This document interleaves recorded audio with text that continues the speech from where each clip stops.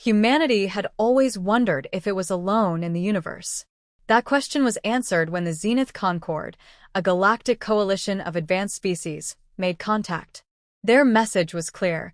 Humanity's emergence into space had not gone unnoticed. But instead of a warm welcome, Earth received a cold, formal invitation to prove its worth. The Concord had seen countless young civilizations rise, stumble, and fall. To them, humanity was just another primitive species clawing its way into the stars. The Concord was a rigid body of bureaucrats and warriors. Its members measured a species' value through military strength, technological advancement, and resource control. Empathy, creativity, and adaptability, hallmarks of humanity, were seen as irrelevant, even detrimental. Earth had little to offer in their eyes. No vast fleets, no groundbreaking energy sources, and no colonies to flaunt. What humanity did have was a history marred by conflict and resilience, a curious mix that intrigued the Concord just enough to offer this one chance. The invitation was met with hesitation on Earth. The leaders of the world debated fiercely. Should humanity send its most advanced military craft, flanked by intimidating escorts? Should it present its fledgling technologies in a desperate bid for approval? These were the strategies the Concord expected. Instead, humanity made a decision that stunned even its own leaders. They would send a single representative, Harmonia, an AI-powered robotic envoy. It would carry no weapons, display no signs of power, and speak only of unity and peace. It would be an unarmed ambassador. Harmonia was a marvel in its own right. A sleek, silver humanoid form with no face and a voice that radiated calm. It had been programmed with humanity's collective wisdom. Every poem, every scientific breakthrough, every story of triumph and failure was encoded within it. Harmonia was not designed to intimidate but to inspire. Its creators hoped it would be a reflection of humanity's best qualities: empathy, curiosity, and a relentless drive to connect. When the Concord received the news, their response was disdainful. An unarmed envoy? No ships? No demonstrations of strength?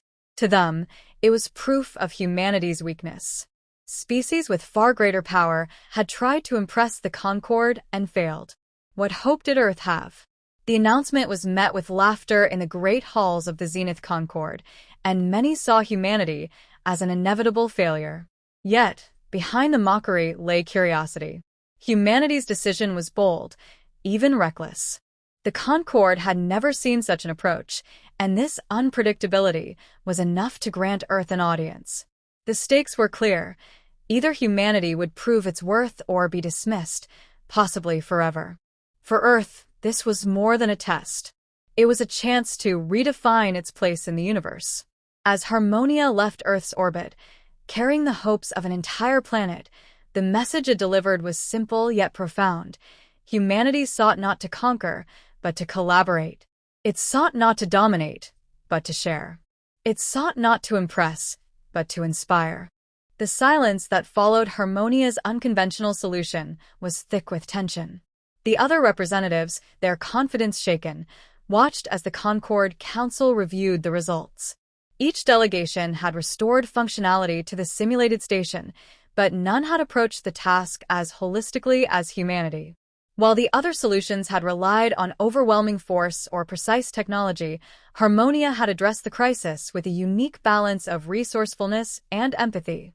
The next phase of the trial pushed the boundaries even further.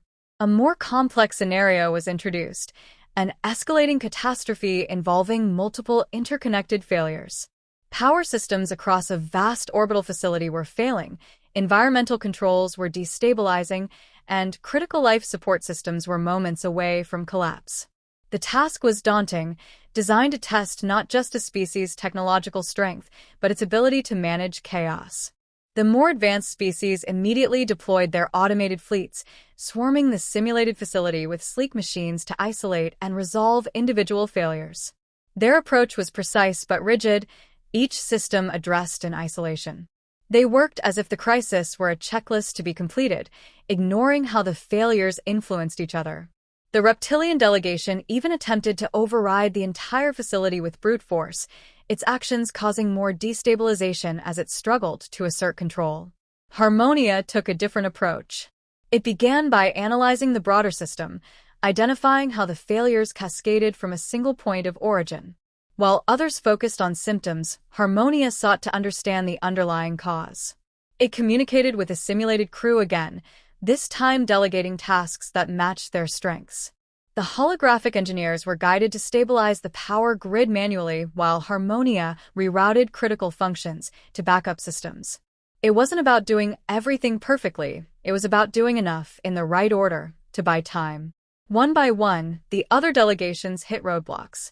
Their technology, though impressive, lacked the adaptability needed to respond to a crisis that evolved in real time. Harmonia, by contrast, improvised. A failing coolant system was patched using insulation from nearby equipment, preventing an explosion that would have compromised the facility entirely. Instead of overriding failing software, Harmonia isolated the corrupted sections, allowing critical operations to continue uninterrupted.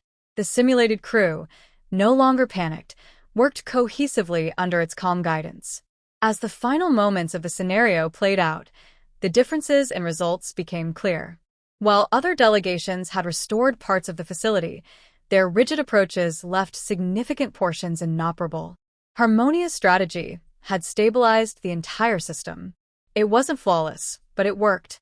More importantly, it showed humanity's ability to adapt to the unexpected, turning limited resources into effective solutions. The Concord Council took note. Harmonia's success wasn't just a technical achievement, it was a demonstration of humanity's deeper qualities.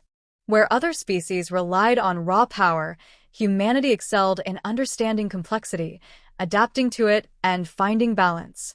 It wasn't a victory of strength, but of ingenuity and compassion, a combination the Concord had rarely seen.